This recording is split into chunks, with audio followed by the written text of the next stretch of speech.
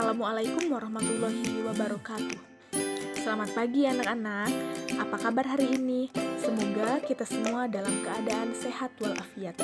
Sebelum memulai pembelajaran, alangkah baiknya kita berdoa terlebih dahulu. Berdoa mulai. Berdoa selesai. Anak-anakku, pada pagi hari ini kita akan belajar tentang unsur intrinsik. Jadi, tujuan pembelajaran pada pagi hari ini adalah Ananda mampu memahami tentang unsur-unsur intrinsik. Selanjutnya, Ustazah, apa sih unsur intrinsik itu? Jadi Ananda, unsur intrinsik adalah unsur-unsur utama yang membangun cerita di dalam fiksi. Unsur-unsur intrinsik dalam karya fiksi. Yang pertama, tema. Tema adalah ide atau gagasan dasar yang melatar belakangi keseluruhan cerita yang ada pada karya fiksi. Contoh tema misalnya persahabatan, keluarga, dan lingkungan. Yang kedua, tokoh atau penokohan. Tokoh adalah orang atau pelaku yang terlibat dalam cerita karya fiksi.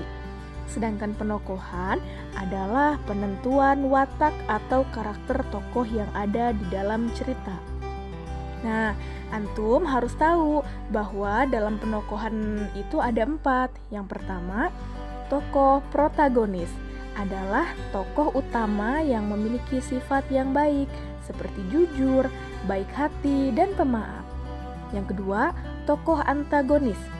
Tokoh antagonis juga merupakan tokoh utama yang menjadi lawan main dari tokoh protagonis. Tokoh antagonis memiliki watak yang negatif seperti dengki dan sombong. Yang ketiga, tokoh tritagonis adalah tokoh penengah dari protagonis dan antagonis.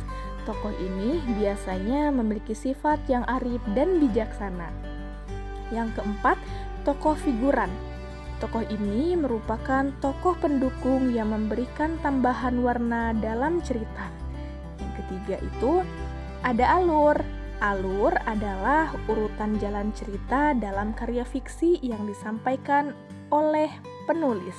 Nah, jadi alur juga dibagi lagi menjadi 2. Yang pertama, alur maju.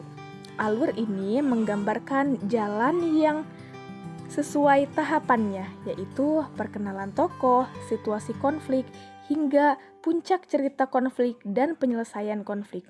Yang kedua, alur mundur. Alur ini menggambarkan jalan cerita secara tidak urut.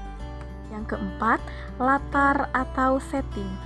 Nah, sebelumnya antum tahu tidak latar atau setting itu apa? Ustazah, apa sih latar atau setting?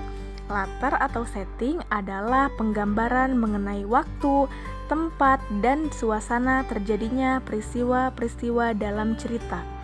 Tokoh-tokoh dalam cerita hidup pada tempat dan waktu tertentu.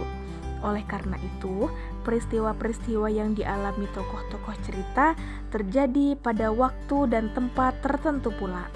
Nah, jadi latar itu dibagi menjadi 3. Yang pertama, ada latar waktu, ada latar tempat, dan latar suasana. Nah, yang kelima, sudut pandang. Pengertian sudut pandang adalah arah pandang seorang penulis dalam menyampaikan sebuah cerita, sehingga cerita tersebut lebih hidup dan tersampaikan dengan baik pada pembaca atau pendengarnya, baik sebagai sudut pandang orang pertama, kedua, ketiga, dan campuran.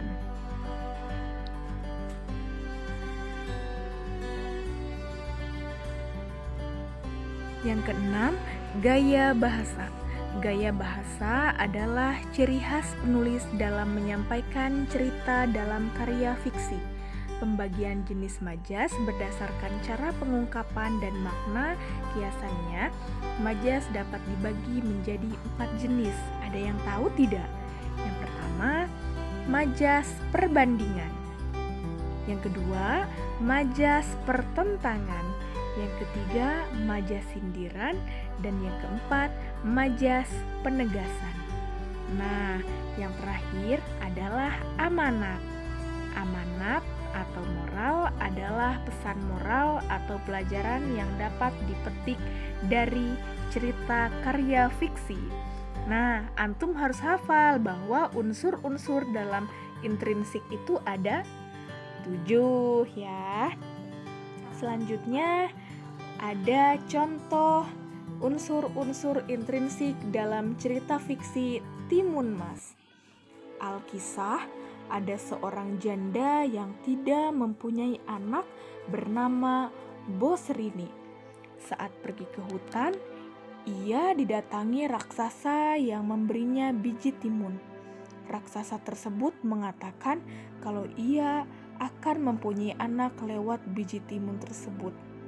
Bosrini pulang dan menanam biji timun itu. Setelah beberapa waktu, tanaman timunnya hanya berbuah satu, warnanya emas. Ia membelah buah tersebut dan kaget karena isinya bayi perempuan. Anak itu diberi nama Timun Mas. Singkat cerita, Timun Mas sudah dewasa. Suatu malam, Bosrini bermimpi didatangi raksasa. Raksasa tersebut akan menjemput Timun Mas seminggu lagi. Bosrini takut, lalu menemui petaka sakti. Betapa itu memberikan 4 bungkus kecil berisi biji timun, jarum, garam, dan terasi. Pada hari yang ditentukan, Bosrini meminta Timun Mas pergi. Raksasa pun mengejarnya. Timun Mas membuka bungkusan pertama. Seketika sekelilingnya menjadi ladang timun dan menghambat sang raksasa. Begitu akan tertangkap lagi, Timun Mas membuka bungkusan kedua. Dalam sekejap, sekelilingnya menjadi rerimbunan pohon bambu yang runcing. Raksasa terus mengejar meski terluka.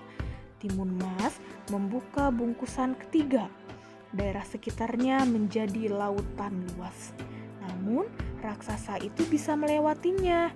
Dengan ketakutan, Timun Mas melempar bungkusan terakhir. Sekelilingnya berubah menjadi lautan lumpur yang mendidih. Raksasa pun tercebur dan tewas. Selamatlah Timun Mas. Ia menemui ibunya dan mereka hidup bahagia. Demikian pembelajaran pada pagi hari ini. Jika antum masih bingung, antum bisa bertanya pada ustadz dan ustazahnya. Nah, tetap semangat dan mematuhi protokol kesehatan yang sering ustazah bilang, tetap memakai masker, menjaga jarak, dan mencuci tangan. Nah, jadi sebelum kita menutup pembelajaran ini, kita bacakan doa penutup majelis. Bismillahirrohmanirrohim.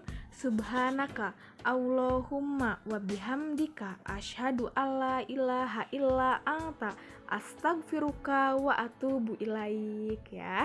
Demikian pembelajaran pada pagi hari ini. Assalamualaikum warahmatullahi wabarakatuh.